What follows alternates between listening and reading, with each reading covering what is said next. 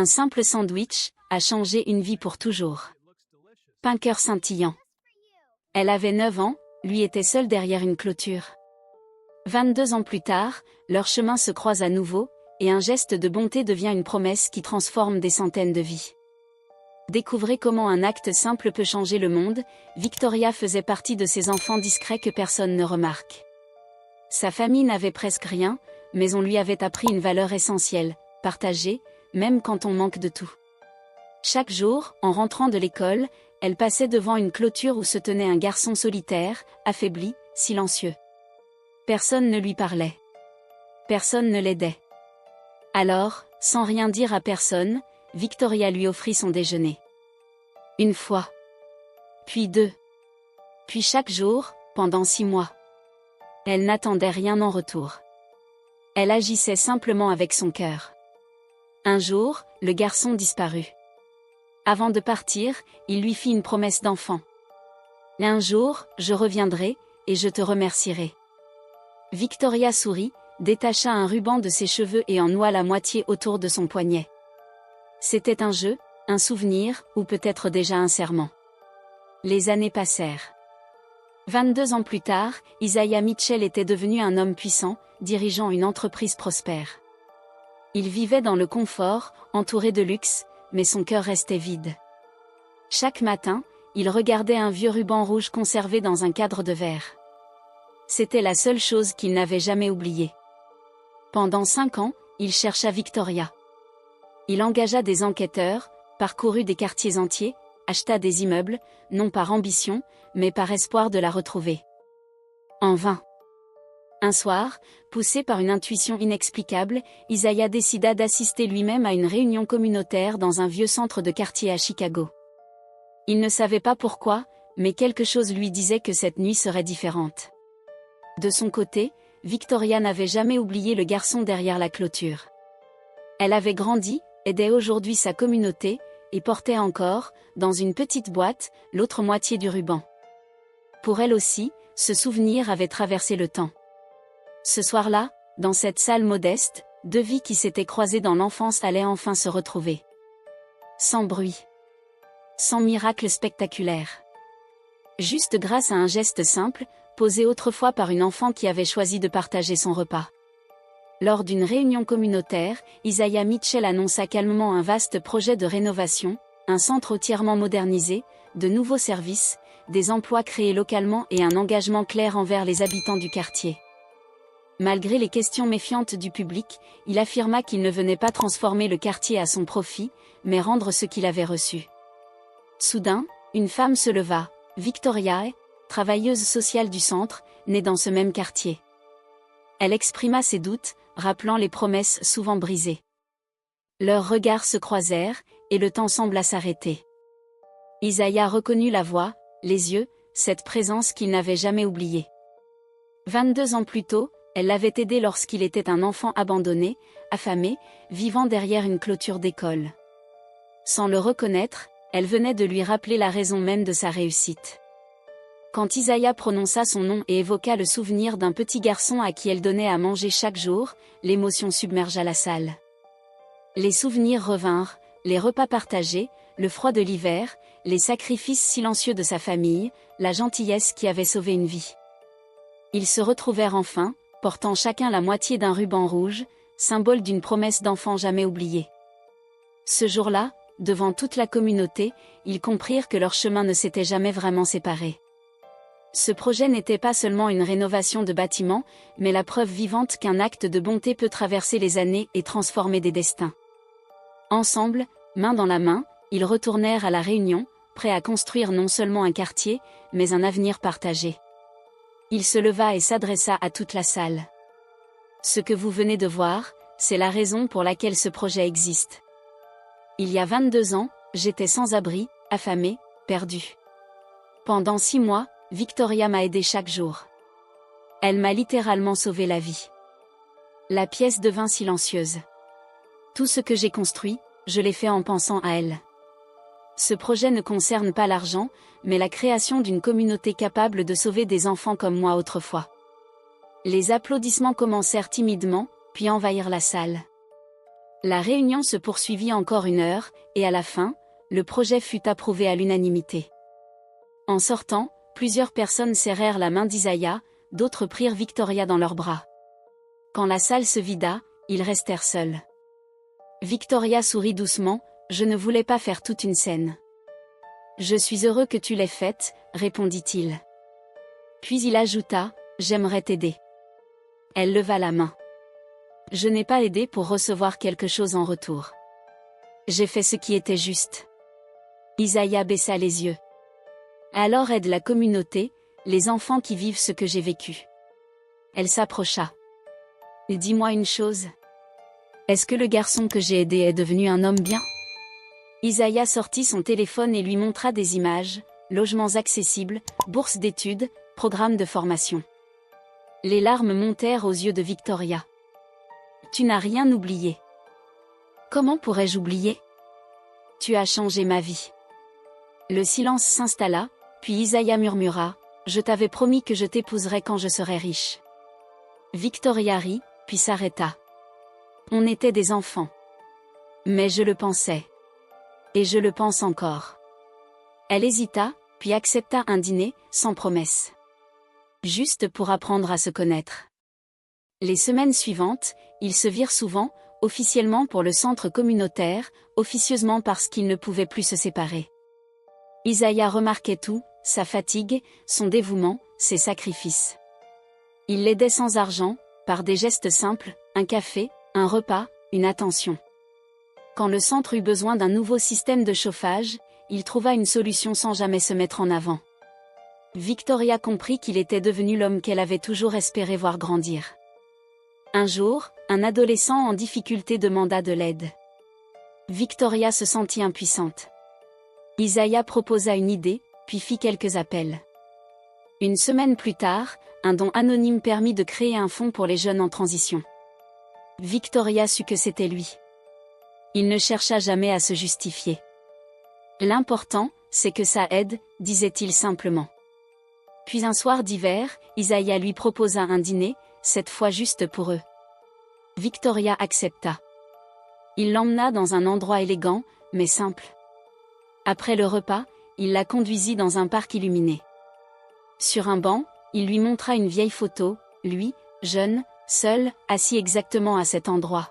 « C'est ici que je me promettais de te retrouver, de devenir quelqu'un dont tu serais fier. » Il lui montra ensuite des plans, le futur centre communautaire portait son nom. Victoria n'arrivait plus à parler. Il lui prit les mains.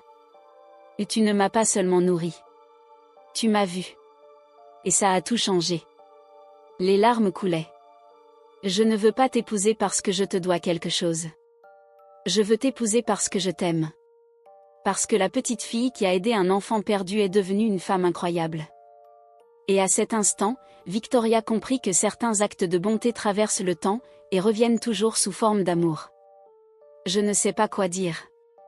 Tout est arrivé si vite. Nous venons juste de nous retrouver, mais je t'ai aimé pendant 22 ans.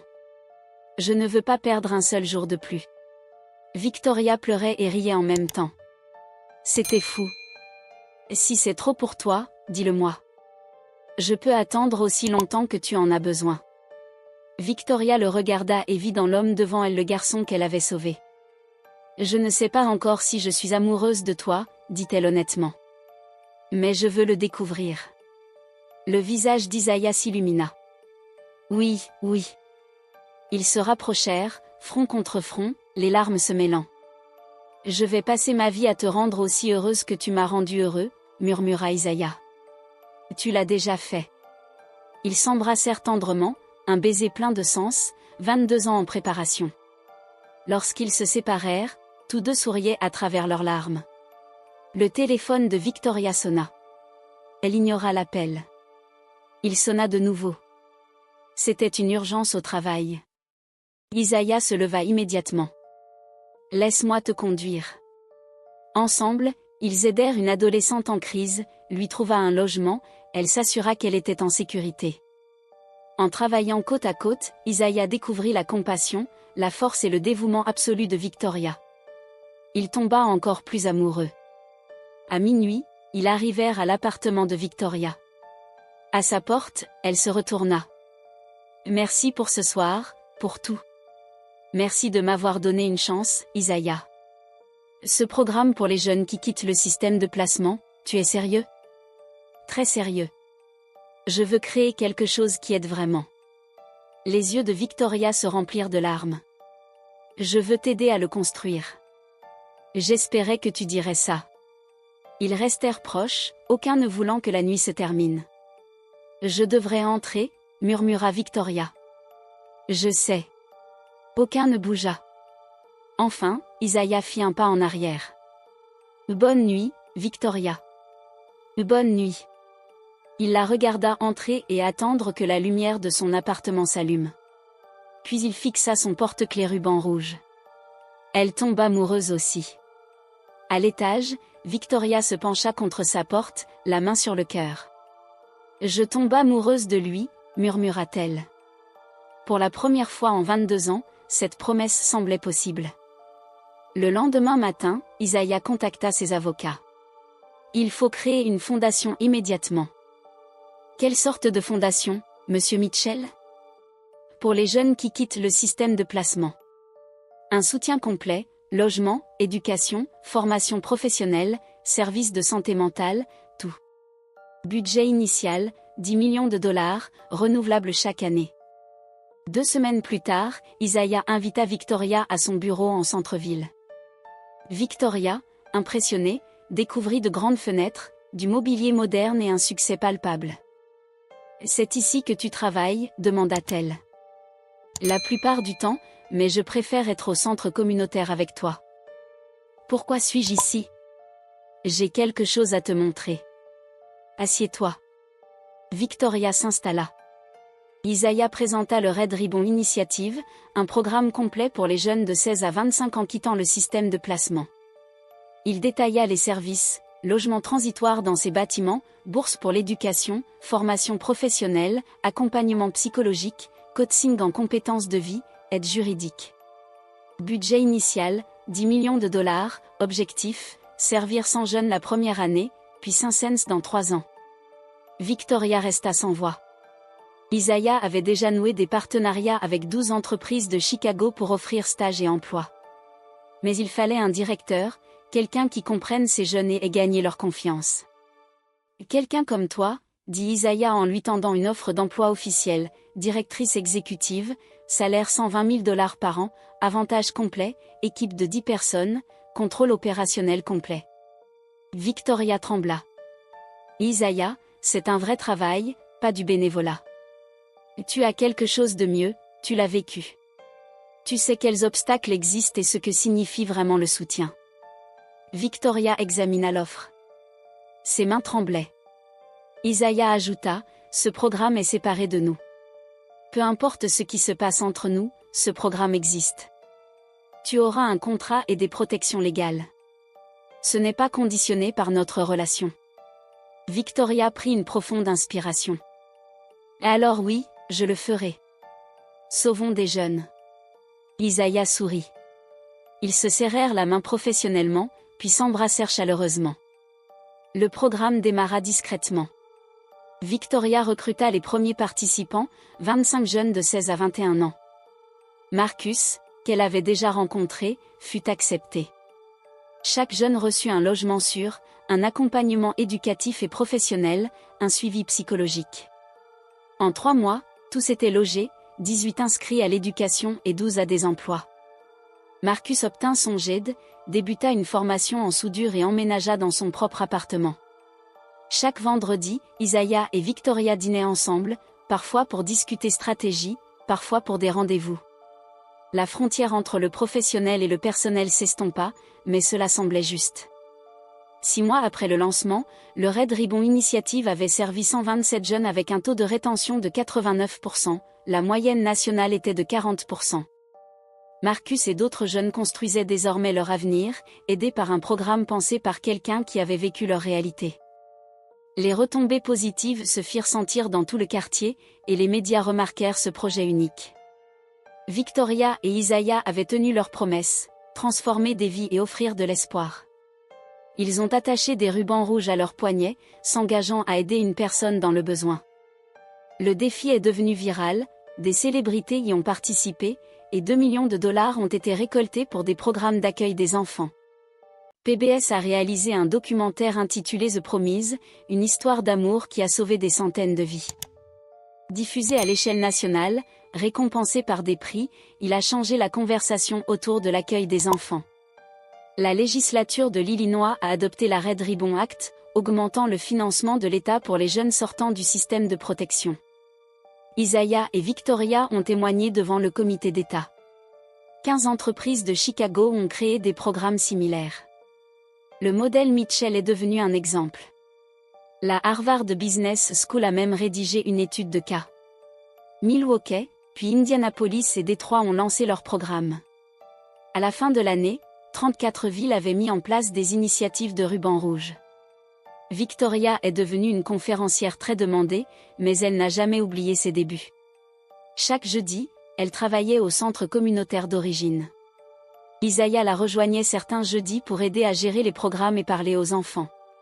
Lors du gala marquant le 6e mois du programme, 500 personnes ont rempli la salle, donateurs, partenaires, médias, leaders communautaires et participants. Victoria était nerveuse en coulisses. Isaiah l'a trouvée et lui a demandé si ça allait. « Je pense à tout ce chemin parcouru », a-t-elle répondu. Victoria a pris sa main. « Isaiah, quand tu monteras sur scène ce soir, je veux que tu saches que je suis prête. »« Prête pourquoi ?» a-t-il demandé. Elle a souri, « Tu m'as fait une promesse il y a 22 ans. Je pense que c'est le moment. » Les yeux d'Isaiah se sont agrandis. « Victoria, je t'aime.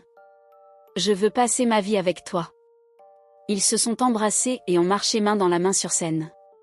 Isaiah a parlé du programme, de ses succès et de l'avenir. Puis il s'est arrêté et a regardé Victoria.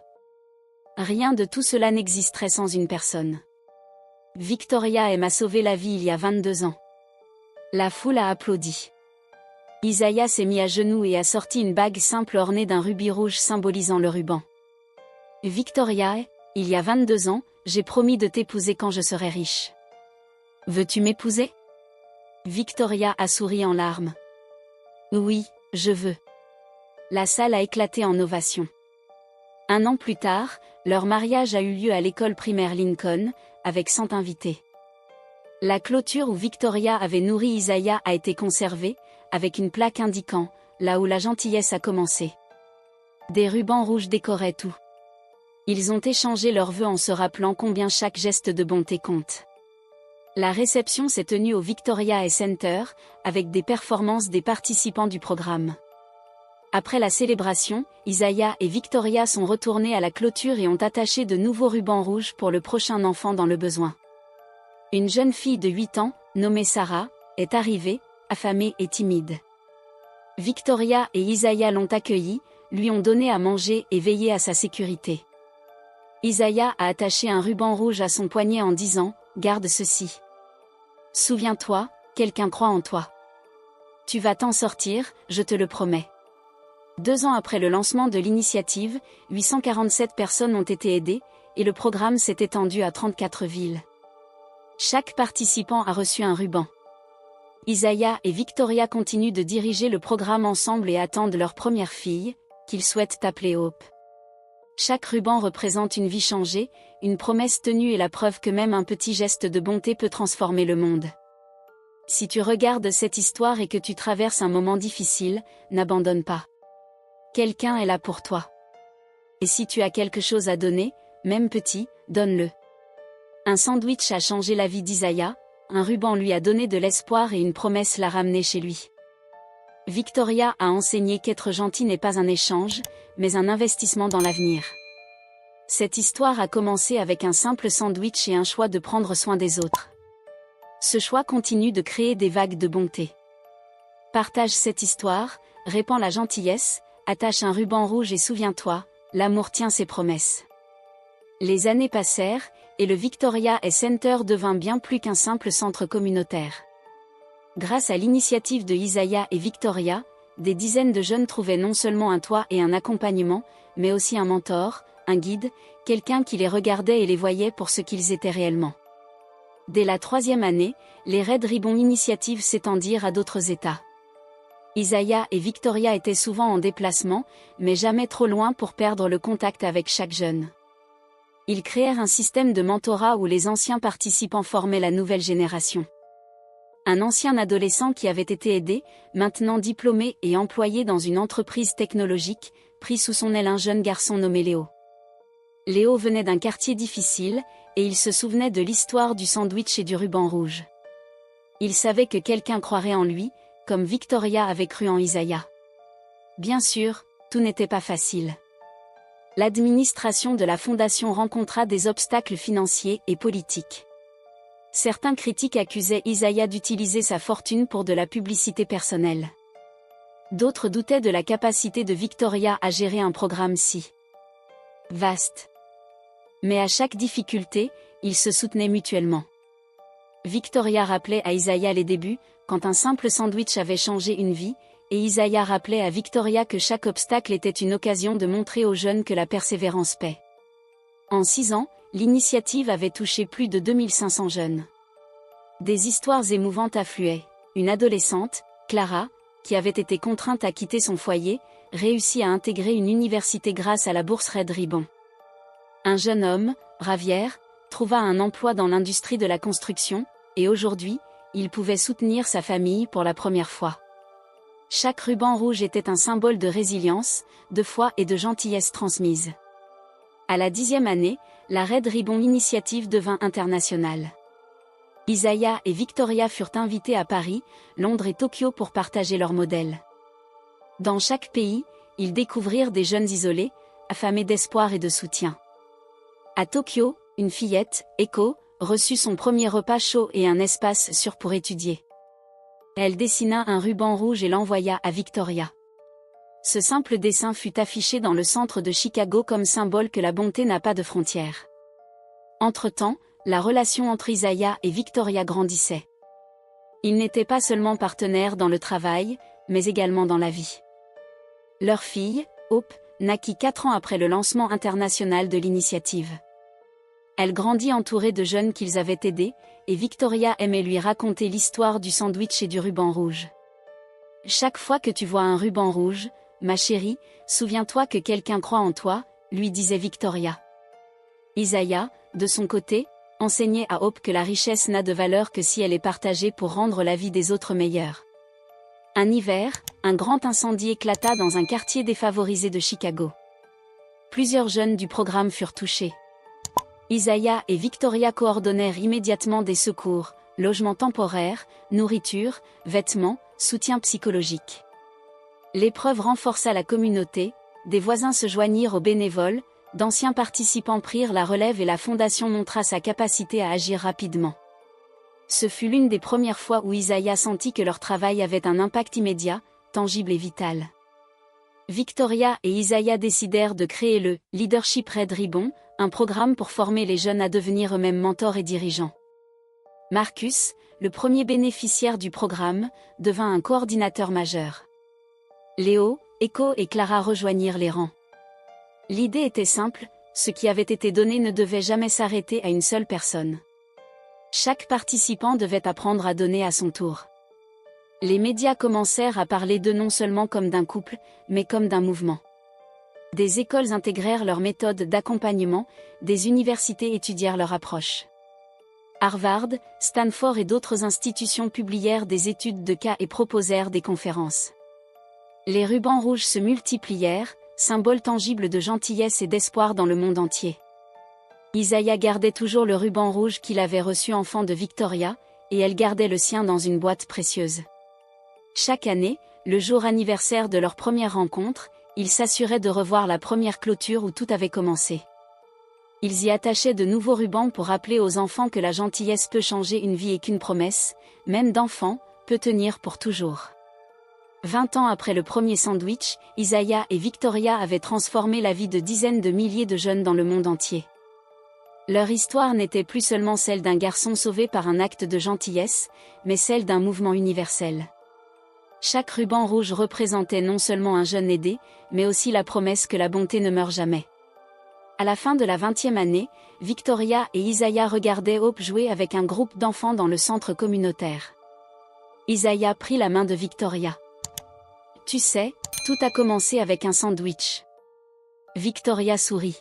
« Et un ruban. » Ils se regardèrent, sachant que chaque acte de gentillesse avait pavé le chemin de leur vie et de milliers d'autres. Ensemble, ils s'engagèrent à continuer. Pour Hope, pour tous les enfants du monde, et pour la simple vérité que chaque petit geste compte. Les rubans rouges étaient désormais un symbole universel, l'espoir, l'amour, et la certitude qu'un simple geste de bonté peut traverser le temps et transformer des vies pour toujours.